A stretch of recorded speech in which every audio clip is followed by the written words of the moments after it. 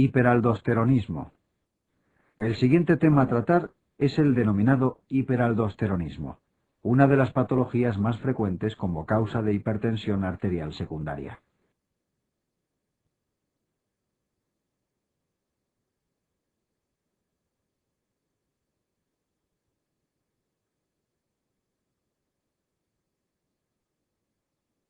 Regulación de la aldosterona. Como siempre, antes de iniciar la patología asociada a la aldosterona, es preciso conocer detalladamente su regulación. En esta figura viene representada la fisiología del sistema renina-angiotensina-aldosterona.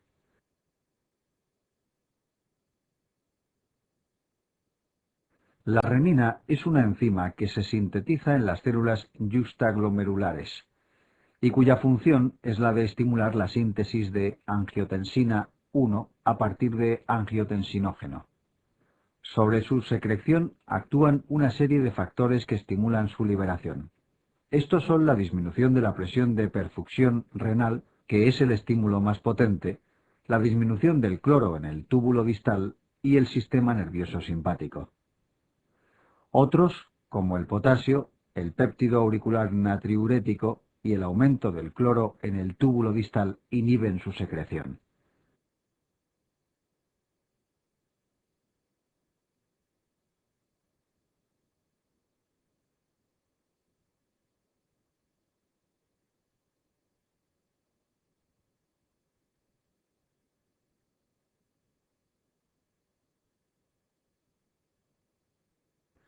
La angiotensina 1 sintetizada se transformaría en angiotensina 2 por la acción de la enzima convertidora de angiotensina, ECA.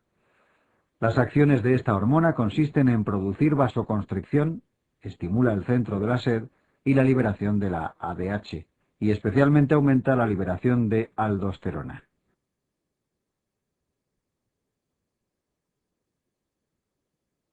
Por último, la aldosterona se encarga de regular el volumen y controlar el metabolismo del potasio. Sus acciones consisten en aumentar la reabsorción de sodio en el túbulo distal y favorecer la pérdida de hidrogeniones y de potasio. Su secreción se encuentra estimulada por el sistema renina-angiotensina, que es el más importante, por el potasio y por la ACTH.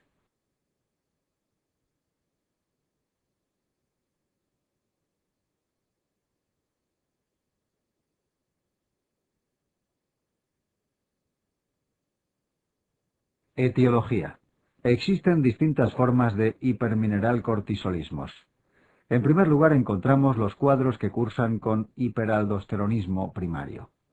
En estos cuadros existe un aumento en la secreción de aldosterona independiente de la renina. Analíticamente se observará una elevación de la aldosterona con una renina suprimida. La causa más frecuente de hiperaldosteronismo primario es la existencia de un adenoma suprarrenal, también conocido como síndrome de Cohn. Otras causas son la hiperplasia suprarrenal micro o macronodular, que puede ser uni o bilateral, y una forma muy infrecuente que es el hiperaldosteronismo remediable con glucocorticoides.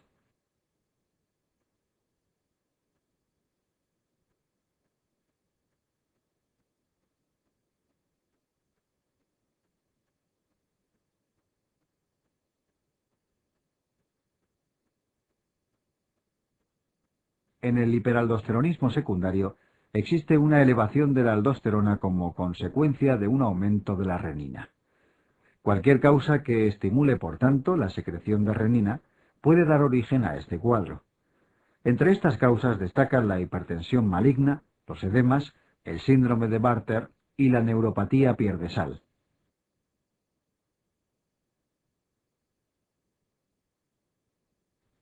Por último, señalar que existen otras formas de hiperaldosteronismo, también denominados pseudohiperaldosteronismos. En estos cuadros, la clínica y las alteraciones analíticas asemejan un hiperaldosteronismo primario, pero tanto la renina como la aldosterona se encuentran disminuidas. Como ejemplo se incluyen el síndrome de Liddle, los tumores que secretan DOCA, el síndrome de Cushing, la ingesta de regaliz o los déficits de 11 y 17 hidroxilasa.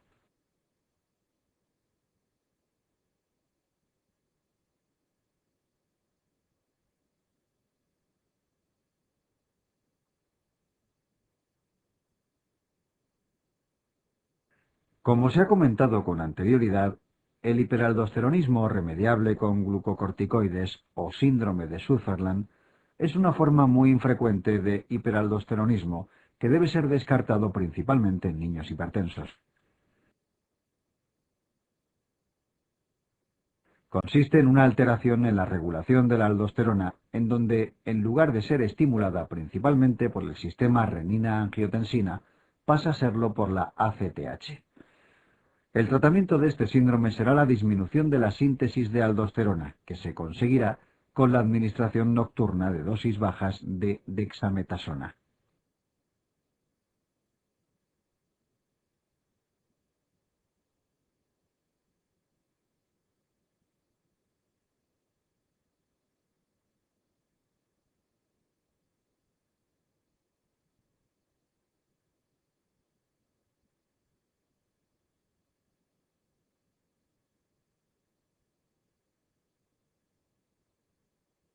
Clínica. Dado que la función principal de la aldosterona consiste en el aumento de la reabsorción de sodio y agua en el túbulo colector, la manifestación clínica más frecuente será la hipertensión arterial. Además, debido a la pérdida de potasio e hidrogeniones por el riñón, se apreciará la existencia de hipopotasemia y su clínica asociada como la debilidad muscular, las parestesias y la poliuria por alteración en la concentración renal, así como la existencia en la analítica de hipernatremia o sodio en el límite alto de la normalidad y alcalosis metabólica.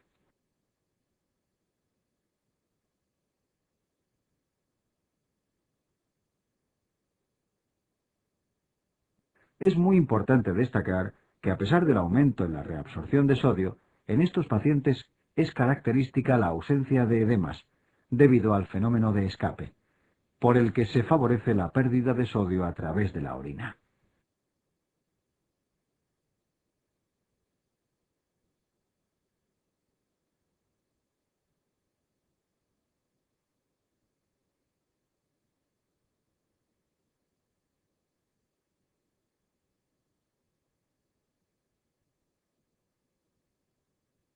Indicaciones de screening de hiperaldosteronismo. Aunque existen muchos pacientes con hipertensión arterial y el hiperaldosteronismo figura como una de las causas más frecuentes de hipertensión secundaria y por tanto curable, no está indicado descartar su existencia en todos los pacientes.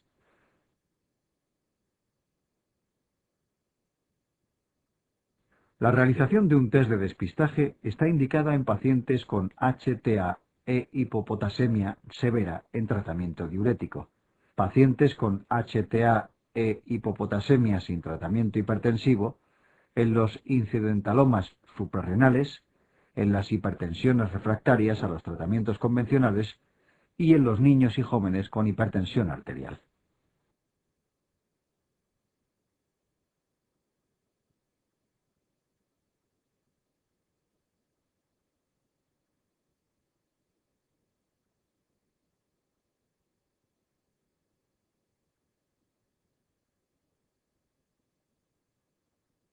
Diagnóstico. La mayoría de los pacientes que presentan hipertensión e hipopotasemia asociadas suelen estar bajo tratamiento diurético. El manejo inicial de estos pacientes consiste en la suspensión del tratamiento diurético, pudiendo asociar algún fármaco hipertensivo, como los bloqueantes de los receptores alfa o los calcioantagonistas y la suplementación con potasio. Posteriormente se repite la analítica a los 10-14 días y si persiste la hipopotasemia es necesario el despistaje del hiperaldosteronismo primario.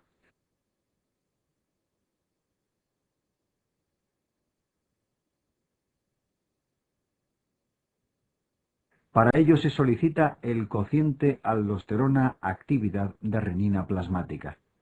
Se considera patológico un cociente superior a 25-30, siendo diagnóstico de hiperaldosteronismo primario si es superior a 50. En caso de que el cociente sea normal, se deberá realizar una prueba diagnóstica, siendo de elección la administración de suero salino. Con esta prueba, en los pacientes que presentan un hiperaldosteronismo primario, se observa la ausencia de supresión de la aldosterona tras la administración del suero salino, debido a la secreción autónoma de aldosterona por la suprarrenal que presentan estos pacientes.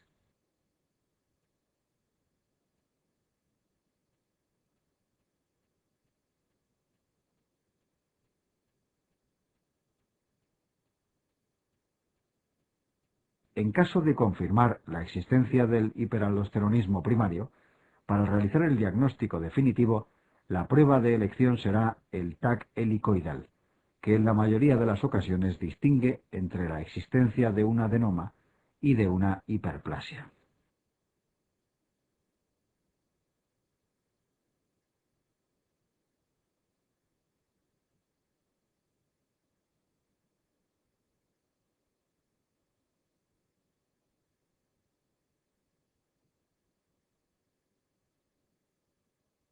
Tratamiento.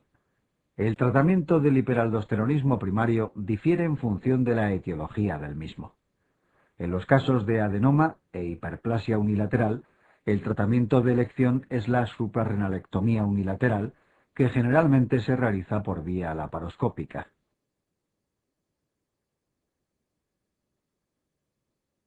Sin embargo, cuando el origen del hiperaldosteronismo es una hiperplasia bilateral, el tratamiento de elección es la administración de un antagonista de la aldosterona, que es la espironolactona. También en este caso se pueden administrar fármacos ahorradores de potasio como el triamtirene y la amilorida.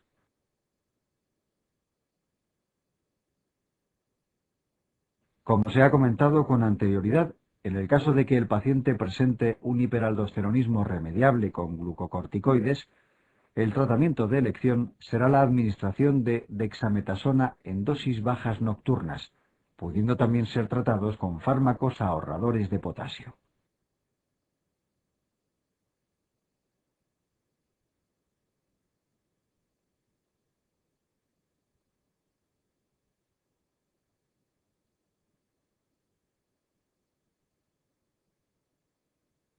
Hiperandrogenismo. Etiología. Otra patología relacionada con la suprarrenal es el hiperandrogenismo. La suprarrenal puede dar lugar a la presencia de esta patología por la existencia de un adenoma, una hiperplasia o un carcinoma productor de andrógenos. Existe una entidad poco frecuente que es la denominada hiperplasia suprarrenal congénita. En esta se produce un defecto en la síntesis de los esteroides, causada por una alteración en algunas de las enzimas involucradas en la esteroidogénesis. En aproximadamente el 95% de los casos, el defecto reside en la enzima 21 hidroxilasa. Por último, señalar que no siempre el exceso de andrógeno se produce por la existencia de una patología suprarrenal. De hecho, una de las causas más frecuentes de estos cuadros se origina en el ovario, y es el denominado síndrome del ovario poliquístico o incluso los tumores ováricos.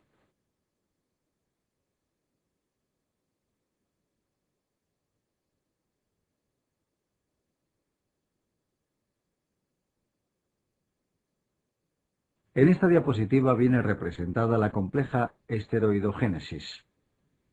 Cada uno de los números identifica las enzimas que pueden verse alteradas en la hiperplasia suprarrenal congénita. En todos estos defectos, el resultado será un aumento plasmático del precursor de la enzima afecta.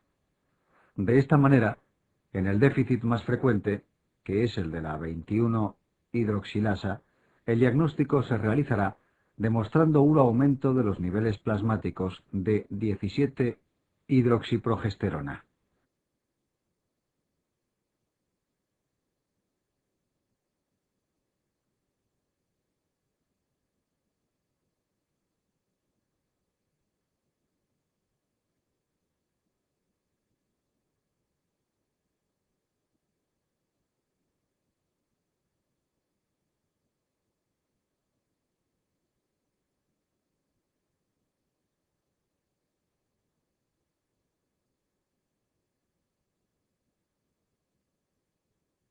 Clínica.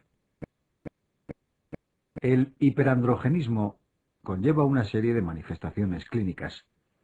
Una de las más frecuentes es el hirsutismo, que se define como la aparición de pelo terminal en zonas dependientes de andrógenos. El grado de hirsutismo se cuantifica mediante la escala de Ferriman-Gallwey, que valora 9 áreas corporales, considerándose patológica una puntuación superior a 7.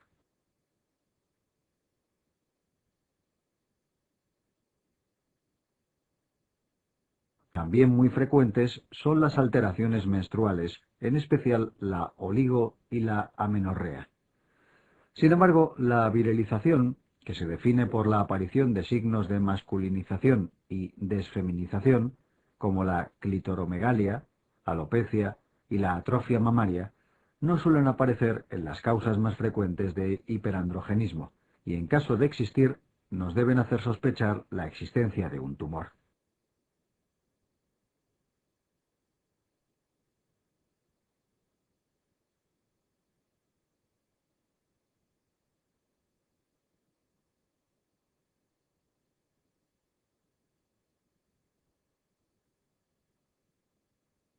Diagnóstico diferencial. Conocer el diagnóstico diferencial es importante a la hora de valorar a una paciente con sospecha de hiperandrogenismo. El síndrome del ovario poliquístico es una de las causas más frecuentes y se define por la existencia de oligoovulación crónica con hiperandrogenismo clínico o bioquímico. En estas pacientes la virilización es muy rara y suelen asociar obesidad y resistencia insulínica.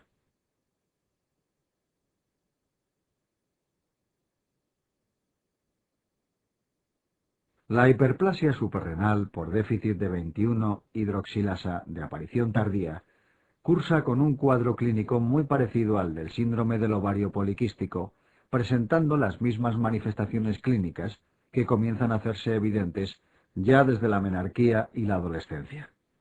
Sin embargo, el diagnóstico diferencial entre ambas es sencillo, dado que esta patología se confirma mediante la demostración de una elevación plasmática de la 17-hidroxiprogesterona.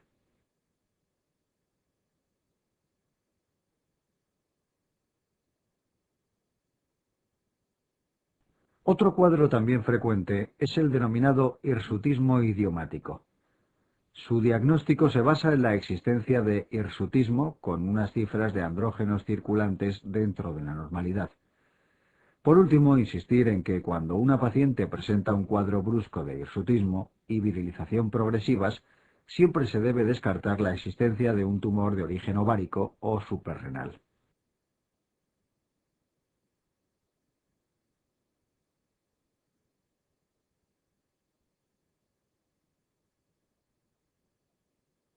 Feocromocitoma. El feocromocitoma es un tumor que se caracteriza por la síntesis y liberación de catecolaminas que proceden de células cromafines del sistema nervioso simpático, siendo una causa poco frecuente de hipertensión arterial. La mayoría de los feocromocitomas aparecen en la suprarrenal, siendo un 10% bilaterales. Un 10% extraadrenales aparecen en un 10% de los casos en niños y en algo menos del 10% de los casos son malignos.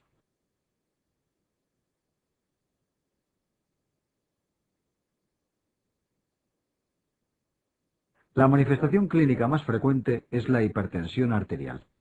Esta se puede presentar como HTA mantenida, como crisis hipertensiva solamente o como ambas a la vez. No en todos los pacientes con crisis hipertensivas se debe sospechar la existencia de un feocromocitoma. Sí que resulta muy sugerente de feocromocitoma la aparición de crisis hipertensiva con la tríada taquicardia, sudoración y palidez.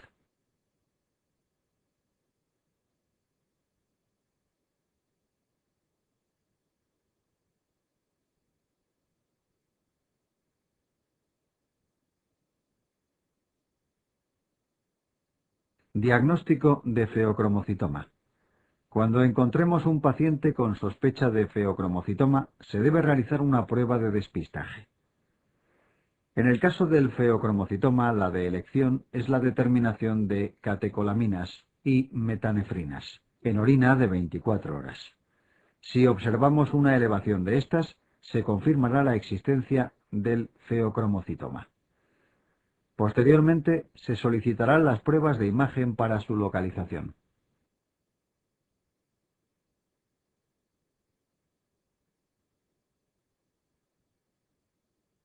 Para el feocromocitoma se puede solicitar un TAC helicoidal, pero sin contraste, dado que puede desencadenar una crisis hipertensiva o una resonancia magnética, dado que estos tumores presentan una imagen hiperintensa característica en la secuencia T2. Existe una prueba gammagráfica que es la metayodobencilguanidina, que es de especial utilidad en la localización de estos tumores, sobre todo cuando son extraadrenales o para visualizar las metástasis.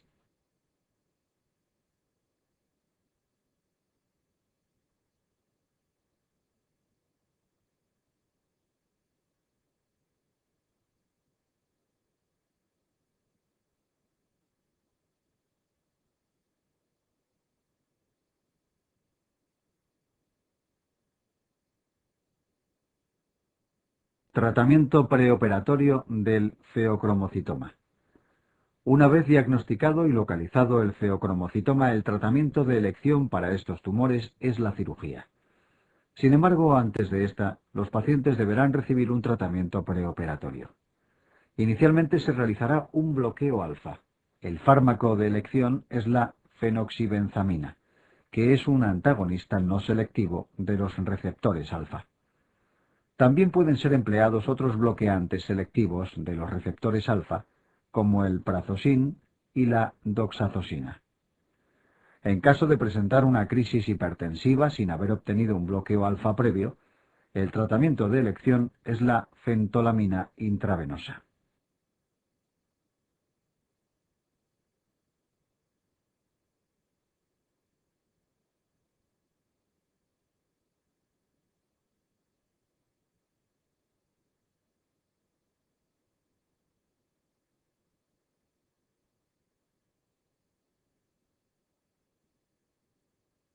Posterior al bloqueo alfa, en aquellos pacientes que desarrollan taquicardia como efecto secundario, se instaurará tratamiento con un beta bloqueante.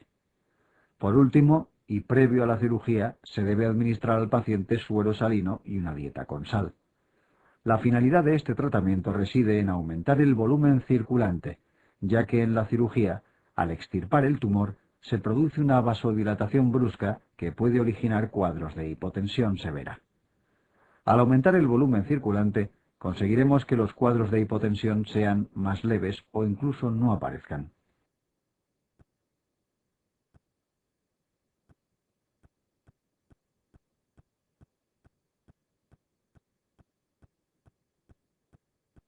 Incidentaloma suprarrenal. El incidentaloma suprarrenal es el último tema perteneciente a la patología de la suprarrenal. Se define como la aparición de forma casual de una masa en la suprarrenal, tras realizar una técnica de imagen por cualquier motivo.